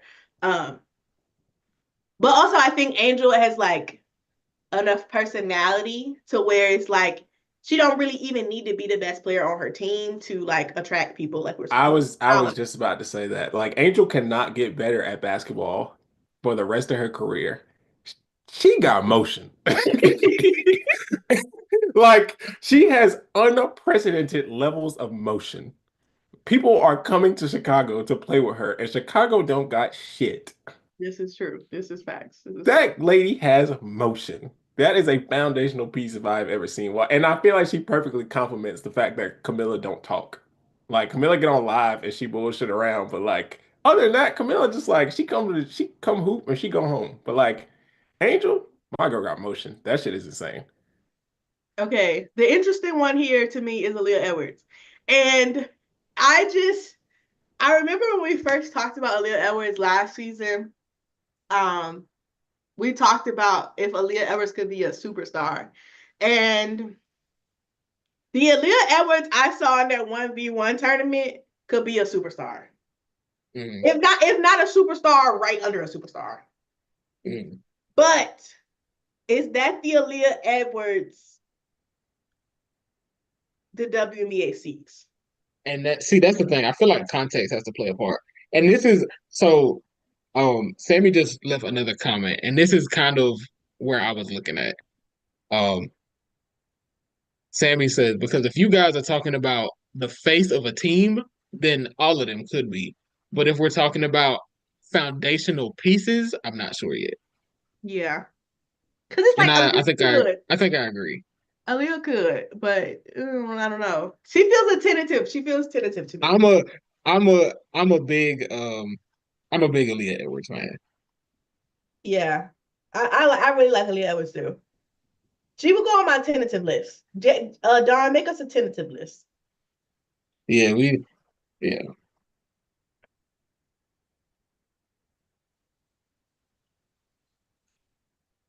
How do we feel?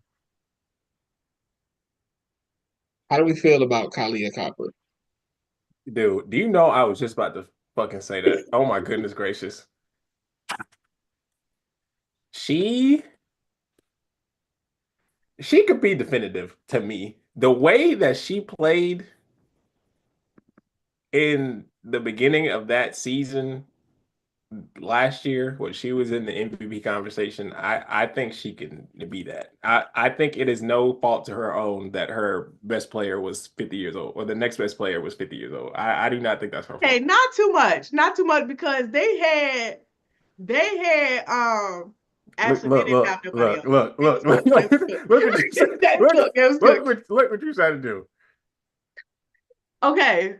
You know what though, Kai's an interesting person to me, and I feel like I'm only like the skill I think she has. I think the only thing that I like, I'm really knacking her off, like I'm subtracting shit off, is because she just doesn't feel like a leader. Like nothing about her. Like she's very much like I'm ready to hoop and go home.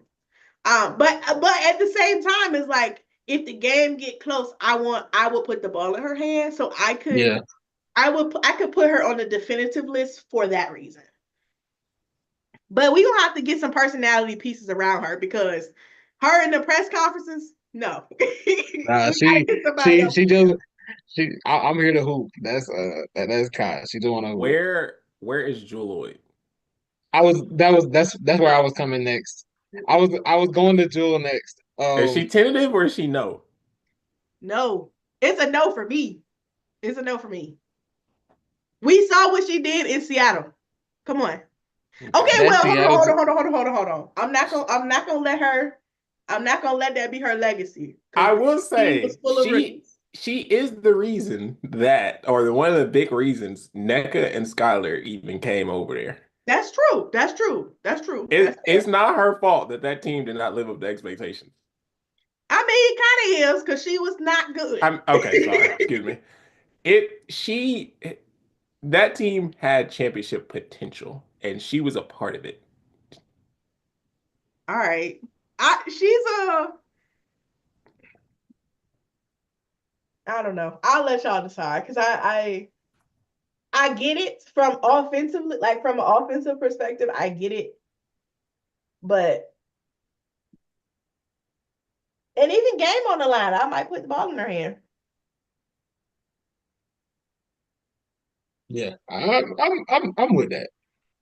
I'm with that. I'll give it to Jewel. Yeah. Somebody else put in the comments could be a fun. Jewel is about to bounce back this season. Like I honestly like I'm talking shit about her being a franchise player, but like she's literally about. I swear to God, I feel like Jewel's about to play the best basketball of her life. Like the numbers are going up. I would be so shocked if she doesn't. This is no shade to Stewie, but Asia's the best player she will ever play with. Like I don't. This is I. And no funny shit though, but like when you think about Jewel playing next to Stewie, she was fucking hooping. Like she, some people just don't want to be the girl, and that's okay. Everybody don't want to be the girl, and It's that funny you works. say that. It's funny you say that because just now in the chat we got Jewel is a no for me because she's like KD. She wants to hoop, but I don't know if she wants all of the demands that come with being a leader of a team. But then Yeah, again, she would still be a core piece. that's how, I mean. But I feel the same way about Cop. But again, I think if you're saying can they lead this offense, I have to kind of pick them. I have to go with them. Mm-hmm. But yeah, but I feel both the same way about both of them. Like I don't really know my sister. They just want to hoop and go home, and that's cool. That works. But Where What do Don? I swear. Go ahead. I want to see. I want to see if it's the same. I want to see if we're finna say the same name. Ezzy Magmagore. Oh no, we're not. But Ezzy, I love I my guess sister to down, but me, to me with Ezzy, it feels like it depends on what we're talking about. Like it gets really, it really gets into like something that Christian Braswell says all the time is an aggressive Ezzy is a dominant Ezzy, which I think is true. mm-hmm. But how often do we see that? I think I think the thing I think my only hesitation with Ezzy is like I feel like she's always aggressive on defense, but she's never aggressive on offense because I feel like she's always around people to do the offensive thing. But I do really feel like she could be an offensive girl, but I don't know if I'm a game on the line. I'm gonna put the ball in Ezzy hands type. I don't know. I don't think she's taking an offensive leap where that could be true. Yeah, You know what I I mean? agree. So a tentative I could be maybe. I'm interested only because part of me what made me ask that is because she's played 5 seasons. So and most of the time, like by that point, you're in your prime, you're older, because especially since most players get drafted by 22, whatever. But she's only 25. So She still has a lot of yeah. I Yeah, do she's she I she's she do too think yeah. she younger. could be a So Yeah. leader. I'm very interested in that. I do think she could be a Jay, leader. who are you gonna say? I'm wondering who I'm thinking about now. Who do you think? Who is it? I was gonna ask about Kelsey Plum. Oh, that's not who I was thinking about. You know what? I She has to go on my tentative list, but we can come back to this at the end of the next season. We'll see how she handles the Sparks. But for me Hmm. right now, it's not a yes. She's somebody I would pair with like a not I'm saying this meaning personality wise, not play style wise, but she's somebody I would put next to a Ka or a Jewel to be Hmm. the personality higher. Yeah, I think the thing that hurts her is that she's never really had a team on her own. Like she came to the W and they stunk, and then it basically became Asia's team off rip. And so, like, more than likely, if anyone came to the Aces, it was because they wanted. I mean, I'm sure they were like, yeah, Kelsey can do such and such, but like, more than likely, it was like, well, Asia's here, so I can do what I need to do around that. Um, I'm trying to think. Y'all know who Uh, y'all didn't say? And I'm glad we did it. I'm not gonna be nasty. I'm not gonna say it like that. But y'all know who y'all didn't I'm say? glad we didn't. It's crazy. Now I Hold on, need to I'm trying know. to. I don't want to look. I don't want to like. I don't want to say it now. I want to see if I can figure it out. But Yeah, guess who you think I'm talking Were about? they an all-star? What else? This year, no. But they've been an all-star before. Have they been an all-star? Maybe. I think so.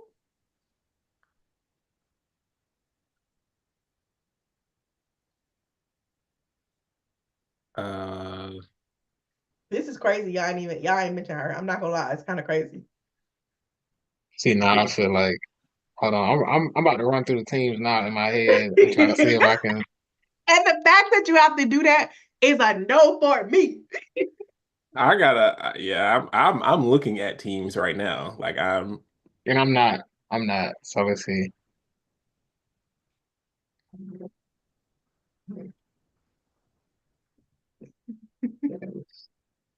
I'm gonna be right back. I'm gonna be right back.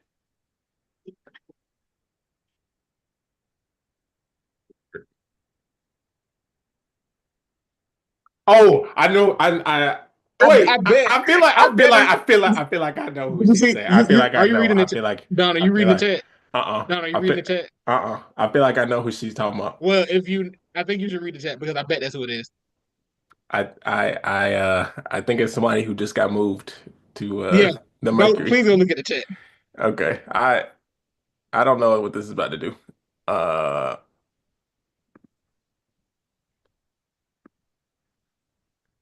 You want me to just tell yeah, you? yeah, I went to go look at it. Wait, Okay. Okay. if I since I'm sharing my screen, but I shared the notes. I went to go look at the chat. Does it still show the No, notes? Oh, it's still the notes on the screen. okay. I didn't know how that worked. Yeah. Okay, I thought it was Satu. All right, I'm glad Yeah. we're Yeah, I think it is too. It is Which in fact Satu. Sam, you're on see, it. These niggas are not. okay, so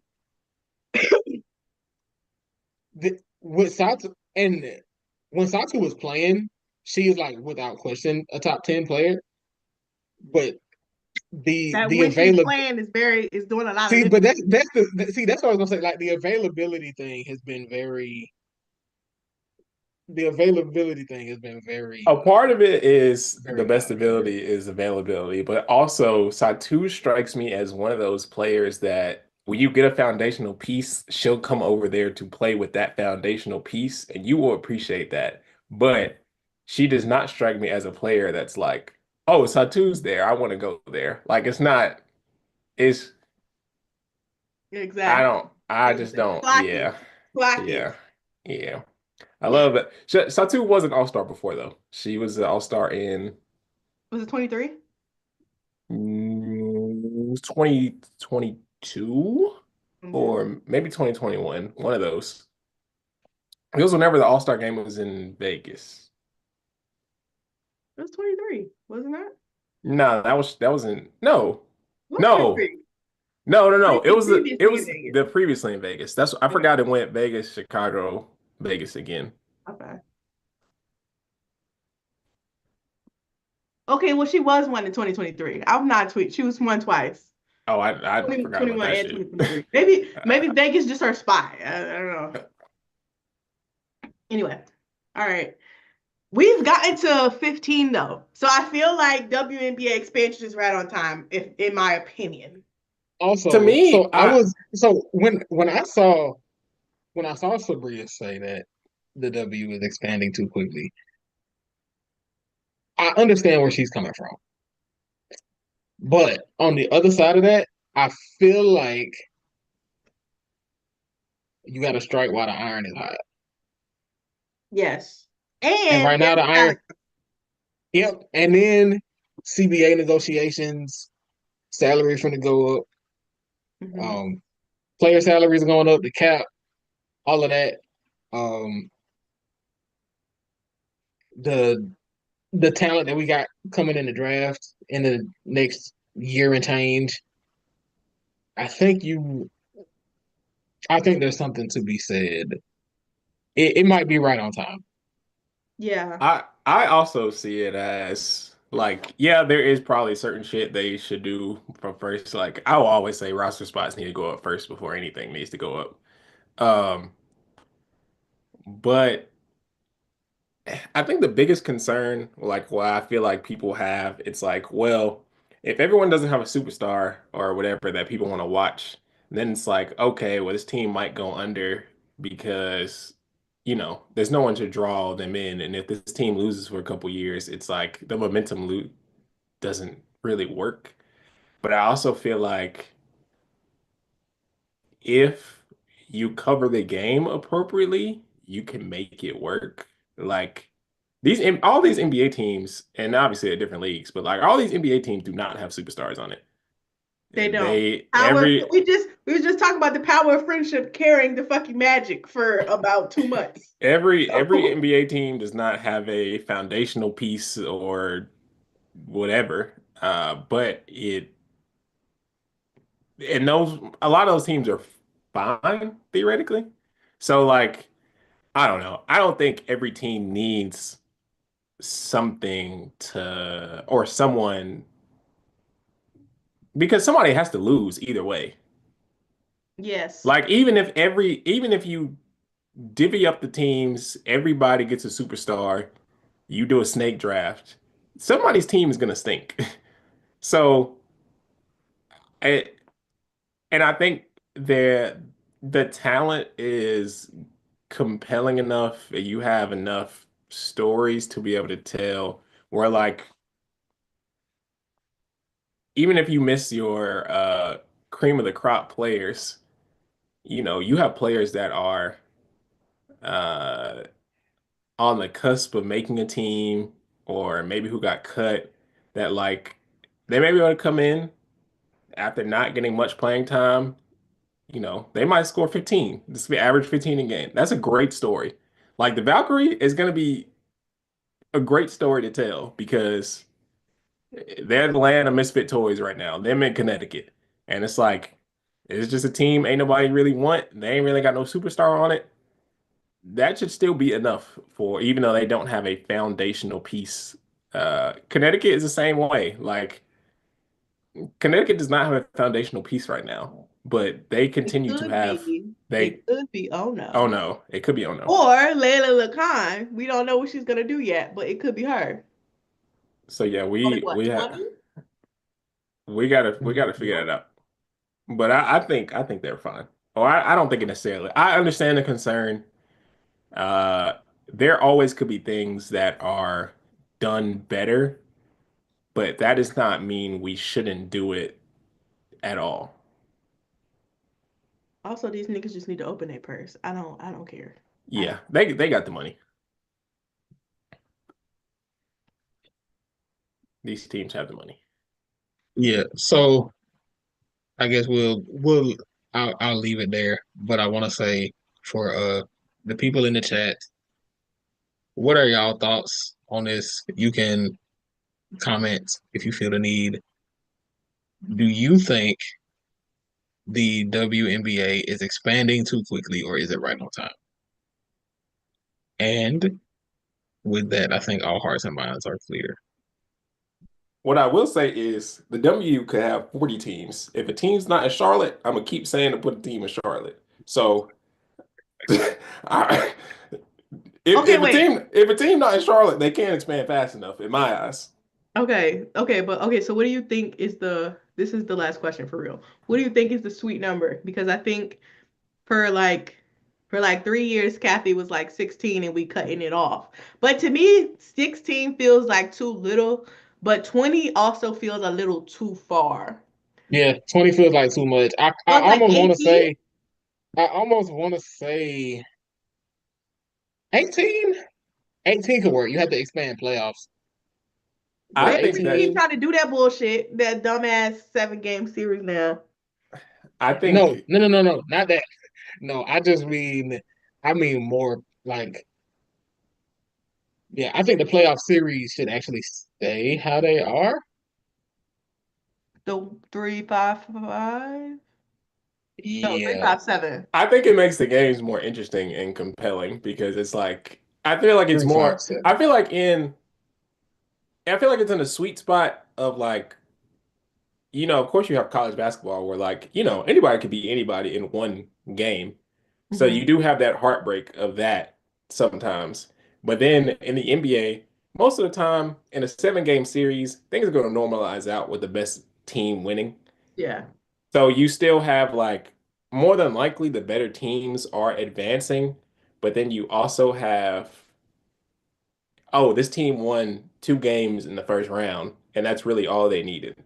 So yeah, I because there were a couple times where that happened in the 90s with the NBA when they had their first round like best of five. Like Seattle got upset by the Denver Nuggets.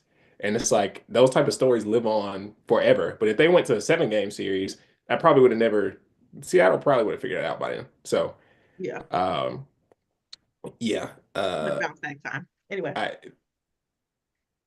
yeah, I would like them to have 20, but if they do have 20, they need to put like three more teams in the South, and then if they do 20, it needs to be by the time I'm like 40. Like it need to be a little minute. It don't need to be like we having 20 by 2030, because then that'd be nasty. yeah, It needs to be like 2040. Now we have 20 teams. And we don't play more than 50, 60 games, maybe. Although I do like the number of games they play now. Like I love the number of games they play now. yeah. I love 40 games. But I just Yeah, know 40, I just 40 feels perfect to me. I just know if they continue to expand, it will be logistics wise, they would not be able to keep it at 40 something games. Yeah, I would say I would prefer them to keep it at 40 and just expand the playoffs.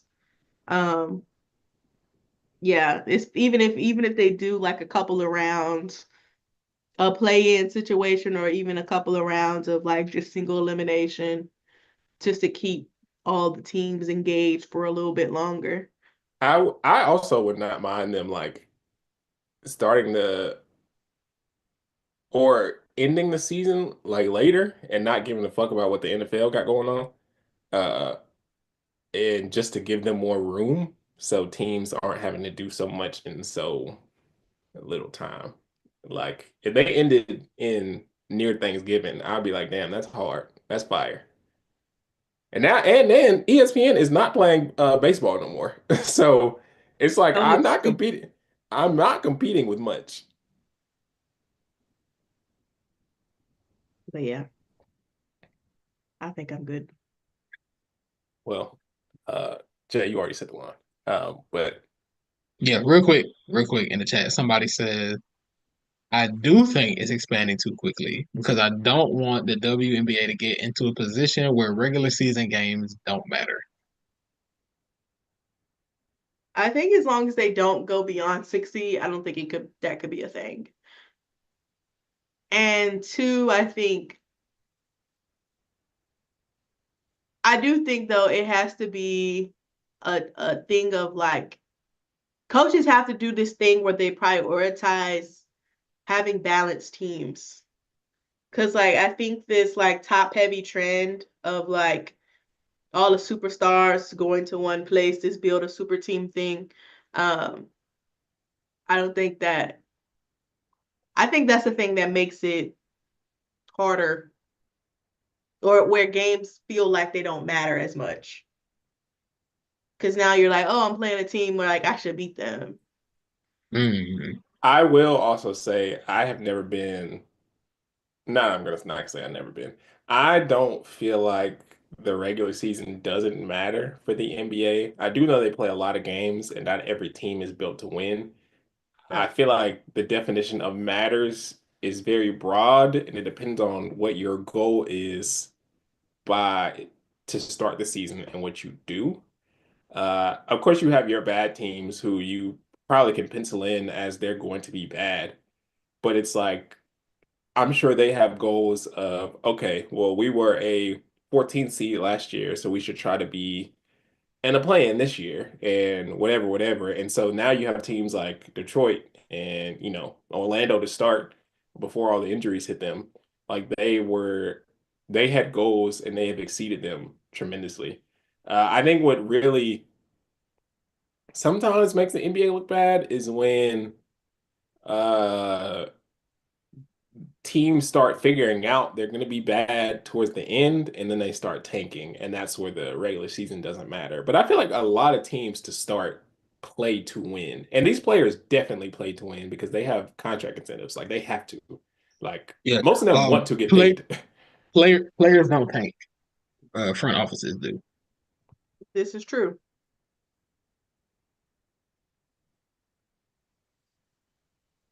Well, yeah, thank you again, chat. Y'all have been lovely. Thank you to my lovely co-host.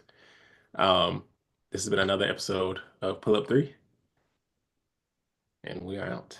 Oh, I'm Paragon Don. Excuse me. Lord. Sorry. Sorry. I'm Jemay. Jemay. And I'm Jay Tritt. Sorry.